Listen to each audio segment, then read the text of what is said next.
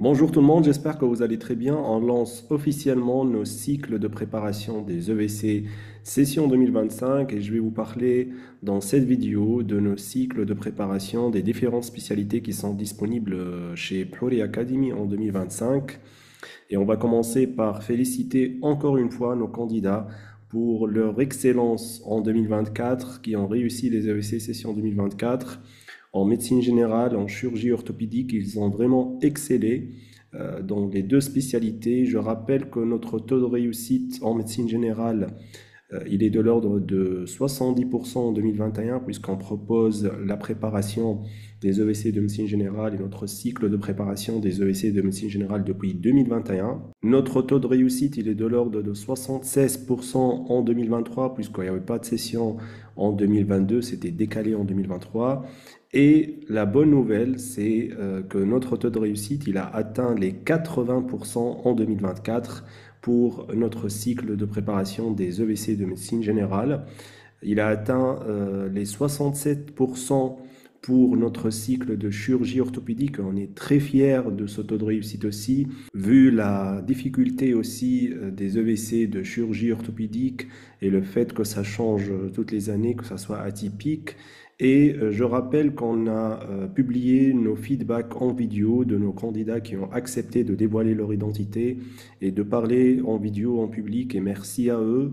Ils ont partagé pas mal de conseils. Ça va vraiment vous inspirer si vous serez prochainement un candidat aux EVC 2025. Ça va vraiment vous inspirer, ça va vous donner beaucoup de conseils pour préparer les EVC, peu importe votre spécialité, c'est applicable pour toutes les spécialités, les conseils qu'ils ont racontés, qu'ils ont dit. Ils ont dit pas mal de choses pour organiser votre période de révision, pour gérer le stress, le fait que vous avez une famille en parallèle, comment gérer tout ça, l'organisation des dernières semaines de la révision, du dernier mois, de la dernière semaine, des derniers jours. Donc je vous invite vraiment à regarder ces feedbacks en vidéo. Ils sont disponibles sur notre chaîne YouTube. Je rappelle aussi que vous pouvez regarder nos feedbacks en message sur notre site web. Donc, il est devant vous sur l'écran, donc www.bouriacademy.com/med. Donc, vous pouvez visiter notre page dédiée à la préparation des EVC. Et vous allez trouver nos témoignages en vidéo, vous allez trouver nos témoignages en message et en commentaire avec les photos pour ceux qui ont accepté de donner leurs photos. Et vous allez trouver aussi les liens qui vont vous orienter vers les différents cycles et les différentes spécialités qui sont proposées sur notre site web. Donc, on a lancé nos nouveaux cycles pour la préparation des EVC session 2025 et je rappelle qu'on va aussi surtout veiller à une excellente qualité. On va garder, on est dans le high level actuellement, donc vraiment on a une très bonne qualité, une excellente qualité pour nos cycles de préparation et donc on va veiller à garder cette qualité et surtout à améliorer les choses d'une année à une autre. C'est ce qu'on fait depuis 2021. Donc, on va proposer une meilleure qualité pour la médecine générale, pour la chirurgie orthopédique et surtout aussi pour les cycles qu'on va lancer pour 2025 qui sont disponibles pour la spécialité d'odontologie. Donc, on va lancer le cycle de préparation des EVC d'odontologie, de médecine d'urgence, parce qu'on a reçu pas mal de demandes aussi pour la médecine d'urgence. La gériatrie aussi, elle sera disponible cette année sur notre site web avec une préparation complète pour préparer les EVC de gériatrie. Ça va vraiment être complet pour une meilleure révision et pour vous donner toutes les chances pour réussir les EVC de gériatrie. Et aussi la pharmacie hospitalière pour nos amis pharmaciens, comme le cas de nos amis dentistes. On va proposer aussi pour nos amis pharmaciens, pour nos docteurs en pharmacie, une préparation complète pour ceux qui vont passer les EVC de pharmacie hospitalière. Donc, les tarifs, on reçoit toujours des messages pourquoi nos tarifs ils sont très loin, il y a une grande différence entre nos tarifs et les autres tarifs qui sont proposés sur le marché. Nous, on a fait ce choix de proposer depuis 2021 un tarif vraiment abordable. Pourquoi on a fait ça? Parce qu'on connaît très bien les difficultés des médecins au début de leur parcours. On était été à votre place, on est passé par le même circuit et donc on sait très bien de quoi il s'agit, mais rien n'empêche qu'on est en discussion avec le serveur de notre site web. On a aussi des charges, des équipes à gérer et avec nos taux de réussite et notre qualité, on est en train de discuter la révision de nos tarifs prochainement. Donc, essayez de profiter de ces tarifs qui sont toujours applicables pour l'instant, qui sont toujours sur le même tarif pour l'instant pour toutes les spécialités. Vous allez trouver tous les tarifs sur notre site web. Mais ceux qui sont déjà inscrits, ceux qui vont s'inscrire probablement dans les prochains jours de cette vidéo, ils vont profiter des tarifs actuels, mais rien n'exclut que prochainement, probablement, ça sera révisé. Donc, profitez de ces tarifs, malgré aussi nos taux de réussite qui sont assez élevés et notre meilleure qualité. Donc le programme de nos cycles, vous les trouverez sur notre chaîne YouTube. Vous allez trouver pratiquement tous les vidéos qui présentent les programmes de nos différentes spécialités qui sont disponibles chez Phouri Academy. Sur le site web, quand vous rentrez sur le lien de votre spécialité, vous allez trouver aussi le programme dédié pour cette spécialité qui sera présenté par le formateur qui va vous suivre et qui va vous accompagner tout au long de la révision.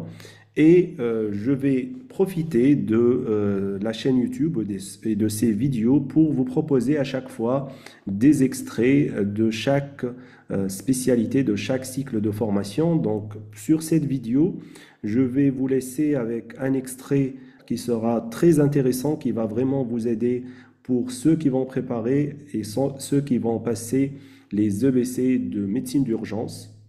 Donc ça va être avec Dr Rim Hammami, donc elle va vous suivre tout au long de la révision de la médecine d'urgence. Je vais vous laisser avec un extrait de la préparation. Ça va construire une sorte de préparation gratuite et une sorte de découverte aussi pour ceux qui veulent s'inscrire sur cette préparation. Donc avant de vous laisser avec cet extrait pour la médecine d'urgence, pour plus d'informations, si vous avez des questions concernant le parcours d'autorisation d'exercice, concernant nos cycles de préparation, je rappelle aussi que la méthode de choix de poste, elle a changé pour cette année et aujourd'hui, le jour de la publication de cette vidéo, nos candidats qui ont réussi la session 2024, ils sont en train encore de choisir, ils ont postulé pour les postes qui sont proposés par le site web du CNG. Donc, n'hésitez pas si vous avez des questions concernant la procédure de choix de poste, concernant le parcours d'autorisation d'exercice, peu importe votre question, concernant aussi nos cycles de préparation, si vous êtes intéressé pour investir en vous et préparer et être accompagné pour la préparation des EBC avec nos cycles de préparation. Nous sommes présents pratiquement sur toutes les plateformes du réseau social, donc vous nous trouverez sur Facebook, Insta, LinkedIn, TikTok, etc. Donc vous allez trouver la page officielle de Phouri Academy, ma page aussi officielle, Dr Sambouri ou Sambouri, et je vous partage aussi notre adresse mail si vous voulez nous envoyer votre question ou vos interrogations par mail.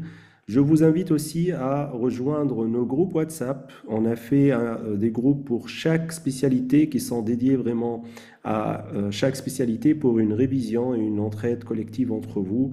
Peut-être trouver des binômes. L'année dernière, en médecine générale surtout et en odontologie, c'était vraiment une révision merveilleuse sur nos groupes WhatsApp.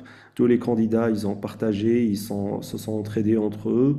Donc, je vous invite à rejoindre nos groupes WhatsApp aussi si vous êtes intéressé pour s'entraider entre vous et si vous voulez vraiment vous entourer d'une communauté qui est positive et qui veut préparer le concours dans des meilleures conditions. Donc, je vais finir par vous laisser aussi mon WhatsApp professionnel. N'hésitez pas, si vous êtes intéressé par les cycles de préparation, si vous avez une question particulière, de m'envoyer. J'aurai du plaisir à vous répondre, bien sûr, en fonction de mes disponibilités. Je vous partage le QR code dans mon WhatsApp professionnel et bien sûr, vous avez le choix aussi de m'envoyer sur les autres coordonnées des réseaux sociaux. Je vous partage en dessous de cette vidéo les liens correspondants qui vont vous orienter vers notre site web et les différents cycles de préparation. Donc vous allez trouver les liens qui orientent vers les différents cycles qui sont proposés sur notre site web. Je vous laisse avec l'extrait et je vous dis à très bientôt. Je vais ici entamer la démarche diagnostique basée sur la probabilité d'une dissection aortique aiguë. Comme vous le connaissez, la dissection aortique aiguë, c'est un diagnostic qui est grave, qui menace le pronostic vital à court terme. Donc, je vais faire mon interrogatoire rapidement, mon examen clinique et mon ECG. Donc, pour pouvoir éliminer un sus-décalage du segment ST. Je vais voir l'état hémodynamique de mon patient. Si il est instable avec une détresse respiratoire, hémodynamique ou neurologique, je fais faire donc une ETT au lit du patient ou bien une ETO, un scanner si j'arrive à stabiliser mon patient. Et cela me permet de confirmer ou bien d'infirmer le diagnostic de dissection aortique aiguë ou bien syndrome aortique aigu. Si l'état de mon patient il est stable, en absence de toute détresse hémodynamique respiratoire ou neurologique. Si on a une probabilité qui est basse, on peut faire le dosage des didymères, une échographie thoracique et une radio thorax. Si on n'a pas d'argument, il faut envisager un autre diagnostic. Si on a les arguments donc positifs ou bien si on a un médiastin élargi, on va compléter donc par le scanner, angioscanner aortique. Sinon, si la probabilité elle est élevée ou douleur thoracique typique, on va faire rapidement le TT au lit du patient donc, et qui va nous permettre de confirmer une dissection de type donc dans ce cas, il faut adresser en urgence à l'équipe de chirurgie vasculaire et il faut prévoir une météo. Sinon, si l'écho il n'est pas concluante, il faut compléter par un scanner. Donc, de toute façon, on va le voir d'une façon détaillée dans le cours dissection aortique aiguë et syndrome aortique aigu. Donc, pour conclure, aujourd'hui, donc, nous avons vu donc un cours qui s'intitule donc dans le cadre du thème de cardiologie, qui est la prise en charge d'un patient donc avec des douleurs thoraciques aiguës aux urgences. C'est un cours d'approche syndromique dans lequel on a vu rapidement les différents diagnostics. On va les voir détaillés dans chaque cours. Donc, nous avons vu qu'il faut impérativement différencier deux cas de figure. Le premier cas de figure, c'est le patient avec douleur thoracique stable sur le plan respiratoire, hémodynamique et neurologique. Pour ce patient, on a le temps de faire donc les explorations fonctionnelles pour pouvoir conclure un diagnostic. Le deuxième cas de figure, c'est le patient avec instabilité hémodynamique, respiratoire ou neurologique qui oriente généralement vers une étiologie grave, notamment la dissection aortique aiguë, la tamponnade, le syndrome coronarien aigu avec sus-décalage du segment ST ou le syndrome coronarien aigu sans sus-décalage du segment ST compliqué. Aussi, les autres étiologies, l'embolie pulmonaire massive, donc la tamponnade, le pneumothorax compressif. Dans ce cas, donc, il faut pas se tarder, il faut pas demander des examens complémentaires, mais il faut surtout retenir le diagnostic et traiter le patient, le conditionner donc rapidement. Pour terminer, donc j'ai choisi de faire un cas clinique. C'est un cas clinique d'apprentissage selon la méthode ARC. C'est quoi la méthode ARC? C'est l'apprentissage par raisonnement clinique. Donc, cette méthode, elle est bénéfique car elle permet donc d'apprendre comment faire donc pour chaque cas clinique, comment faire un jugement clinique, un raisonnement clinique et comment analyser donc les vignettes cliniques et comment donc, sortir d'un cas clinique les diagnostics probables, les éléments pour, les éléments contre et retenir en fin de compte un diagnostic. Donc, je vais commencer. J'ai comme vignette clinique une femme âgée de 50 ans. Le motif de consultation, c'est des douleurs thoraciques paroxystiques depuis 48 heures, devenant continues et intenses depuis 1 heure. Le terrain, elle est tabagique à 30 paquets années, suivi en médecine interne pour une maladie de système sous-corticoïde, hypertendue sous captopril, donc TVP depuis 3 mois sous Sintram, diabétique au stade de complications dégénératives, pneumopathie il y a 8 mois, pas d'antécédents chirurgicaux. L'histoire de sa maladie, elle rapporte des précordialgies intermittentes survenant au repos depuis 48 heures. Elle a pris un sachet d'aspégique, c'est le traitement de son mari qui est coronarien, par son propre chef avec une amélioration partielle de la douleur.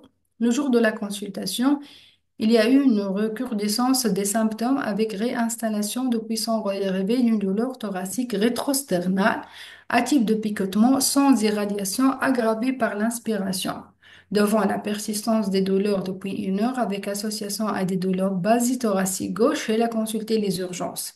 Elle a rapporté la notion de toux sèche depuis 24 heures sans dyspnée, sans autre signe d'appel infectieux, sans notion de traumatisme récent. Donc, l'examen physique aux urgences a trouvé une patiente fébrile avec une température à 38,5.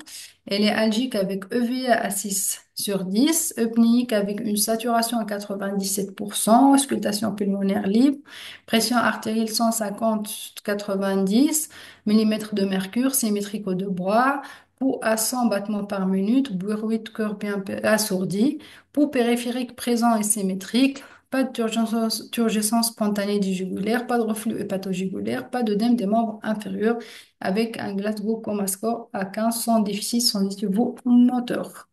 Donc, ma question, face à une patiente qui se présente aux urgences avec cette symptomatologie, quel diagnostic à évoquer? C'est vrai que c'est un cas clinique à but pédagogique, purement donc éducationnel, mais parfois aux EVC, ils donnent ce type de cas clinique. Ils vous donnent donc toute l'histoire, tous les médicaments en cours, l'histoire bien détaillée, l'examen clinique bien détaillé, et on a une question de ce genre-là. Quels sont les diagnostics à évoquer? Certainement, c'est une question qui est rédactionnée dont le but est de voir votre analyse diagnostique. On va apprendre petit à petit avec les cours comment développer votre esprit d'analyse. Donc, on va générer des hypothèses diagnostiques à l'étape de l'interrogatoire et de l'examen physique. On n'a pas les examens complémentaires. Et au fur et à mesure, on va donner les résultats de l'examen complémentaire avec chaque hypothèse diagnostique. Première hypothèse, syndrome coronarien aigu avec sus-décalage du segment ST. Quels sont les arguments pour, quels sont les arguments contre et quel examen complémentaire demander? Les arguments pour, c'est clair que les facteurs de risque cardiovasculaire, HTA, diabète et tabac, siège et type de la douleur thoracique. Qu'est-ce qu'on doit faire? On doit demander le CG dans les 2 minutes du first medical contact. Donc, on doit faire le CG donc, dans les 10 minutes. Par rapport à cette nuance, pour le CG, OK, 12 ou 18 dérivations. Donc, normalement, les 12 dérivations suffisent. Mais pour être plus précis, on va demander les 18 dérivations.